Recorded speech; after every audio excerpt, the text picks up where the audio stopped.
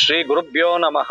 ಹರಿ ಓಂ. ಶ್ರೀರಾಮಾಯ ರಾಮಭದ್ರಾಯ ರಾಮಚಂದ್ರಾಯ ವೇದಸೆ ರಘುನಾಥಾಯ ನಾಥಾಯ ಸೀತಾಯ ಪತಯೇ ನಮಃ. ಮನೋಜವಂ ಮಾರುತತುಲ್ಯ ವೇಗಂ ಜಿತೇಂದ್ರಿಯಂ ಬುದ್ಧಿಮತಾಂ ವರಿಷ್ಠಂ ವಾತಾತ್ಮಜಂ ವಾನರಯೂತ ಮುಖ್ಯಂ ಶ್ರೀರಾಮದೂತಂ ಶಿರಸಾ ನಮಾಮಿ.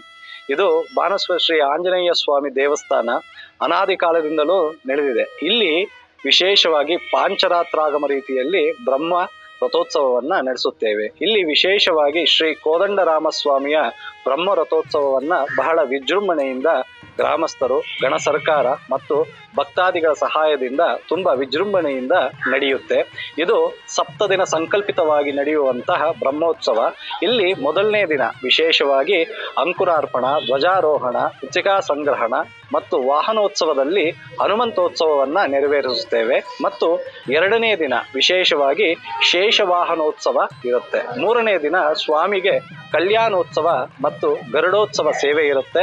ನಾಲ್ಕನೇ ದಿನ ಗಜೇಂದ್ರ ಮೋಕ್ಷ ಸೇವೆಯನ್ನ ಮಾಡ್ತೇವೆ. ಐದನೇ ದಿನ ಬಹಳ ವಿಶೇಷವಾದಂತಹ ದಿನ.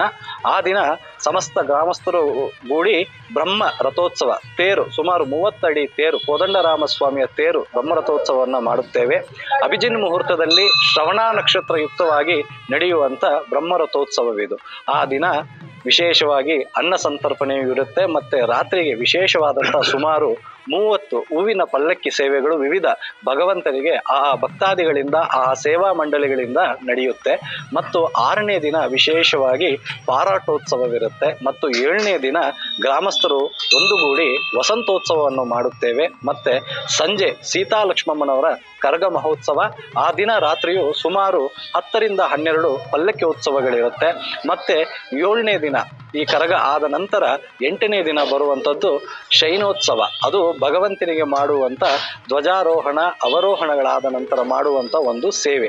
ಇದು ದೇವಸ್ಥಾನದಲ್ಲಿ ನಡೆಯುವಂತ ಕಾರ್ಯಕ್ರಮಗಳು. ಇದು ಬ್ರಹ್ಮರಥೋತ್ಸವ ಆಗಿರುತ್ತೆ. ಈ ದೇವಸ್ಥಾನ ವಿಶೇಷವಾಗಿ ನಮಗೆ ಚೈತ್ರ ಮಾಸದಲ್ಲಿ ನಡೆಯುವಂತ ಬ್ರಹ್ಮರಥೋತ್ಸವ ಹಾಗೂ ವಿಶೇಷವಾಗಿ ನಡೆಯುವಂತ ಹನುಮತ್ ಜಯಂತಿ ಕಾರ್ಯಕ್ರಮವು, ವೈಕುಂಠ ಏಕಾದಶಿ ಕಾರ್ಯಕ್ರಮಗಳು, ನವರಾತ್ರಿ ಕಾರ್ಯಕ್ರಮಗಳು ಇವೆಲ್ಲವೂ ಸಹ ಪಾಂಚರಾತ್ರ ಆಗಮ ರೀತಿಯಲ್ಲಿ ಭಗವಂತನಿಗೆ ಸೇವೆ ಮಾಡ್ತಾ ಇರ್ತೇವೆ. ಈ ಒಂದು ಸೇವೆಯಿಂದ ಇಲ್ಲಿ ಗ್ರಾಮಸ್ಥರು ಮತ್ತೆ ಗಣ ಸರ್ಕಾರದ ಸಹಾಯದಿಂದ ಬಹಳ ವಿಜೃಂಭಣೆಯಿಂದ ನಡೆಯುತ್ತೆ. ಪ್ರತಿ ವರ್ಷವೂ ಸುಮಾರು ಅನಾದಿ ಕಾಲದಿಂದಲೂ ನಡೆಯುತ್ತಾ ಬರುತ್ತಿದೆ. ಇಲ್ಲಿ ಸ್ವಾಮಿಗೆ ಬಹಳ ವಿಶೇಷವಾದಂತಹ ಶಕ್ತಿ, ಆ ಭಕ್ತರ ಕೋರಿಕೆಗಳನ್ನು ಬೇಗ ನೆರವೇರಿಸುವಂತಹ ಮಹಾತ್ಮೆ ಸ್ವಾಮಿಗೆ ಉಳ್ಳಂಥದ್ದು. ಹಾಗಾಗಿ ತಾವೆಲ್ಲರೂ ಈ ಸೇವೆಗೆ ಬಂದು ಸ್ವಾಮಿಗೆ ಕೃಪೆಗೆ ಪಾತ್ರರಾಗಬೇಕಂತ ಕೋರುತ್ತೇನೆ. ನಮಸ್ತೆ. ಜೈ ಶ್ರೀರಾಮ್.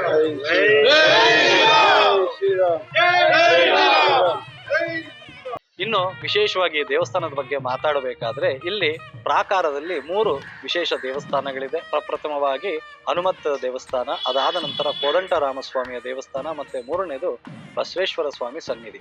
ಇಲ್ಲಿ ಆಂಜನೇಯ ಸ್ವಾಮಿ ಪೂರ್ಣಶಿಲೆಯಾಗಿದ್ದು ಬಹಳ ವಿಶೇಷವಾಗಿ ಆಕರ್ಷಣೆ ರೂಪದಲ್ಲಿ ಇರುತ್ತೆ. ಇಲ್ಲಿ ವಿಶೇಷವಾಗಿ ವ್ಯಾಪಾರಸ್ಥರಿಗೆ, ಆರೋಗ್ಯ ಸಮಸ್ಯೆ ಇರುವವರಿಗೆ ಮತ್ತು ಕುಟುಂಬ ಸಮಸ್ಯೆಗಳಿರುವವರಿಗೆ ಮತ್ತು ಭೂ ವಿಚಾರಗಳಲ್ಲಿ ತೊಂದರೆ ಇರುವವರಿಗೆ ಸ್ವಾಮಿ ತನ್ನ ಒಂದು ಶಕ್ತಿಯಿಂದ ಆ ಸಮಸ್ಯೆಗಳನ್ನ ಪರಿಹಾರ ಮಾಡಿರುವುದು ನಾವು ನೋಡುತ್ತೇವೆ.